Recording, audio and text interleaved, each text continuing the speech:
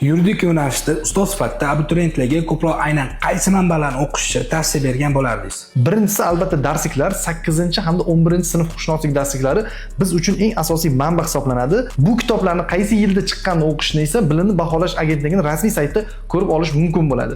Ikkinchi eng muhim manba esa 35 ta qonunchilik hujjati. Bilasiz, yuridik yo'nalishlar uchun hozirda 35 ta qonunchilik hujjati asosiy manba sifatida o'qishga tavsiya etilyapti. Mening tavsiyam ushbu qonunchilik hujjatlarni huquqshunos ustozlar bilan birgalikda ko'rib chiqishi kerak. Faqat ushbu qonunchilik hujjatlarini sonma-son moddalarini yoki sanksiya qismini yodlash shart emas.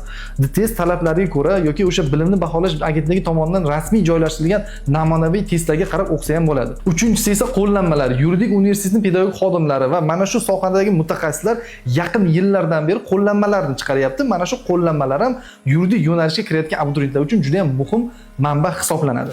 Agar siz ham yuridik yo'nalishga tayyorgarlik ko'rib yurgan bo'lsangiz, men o'zimning Telegram kanalimda qo'llanmalar, manbalar hamda testlarni ulashib boryapman.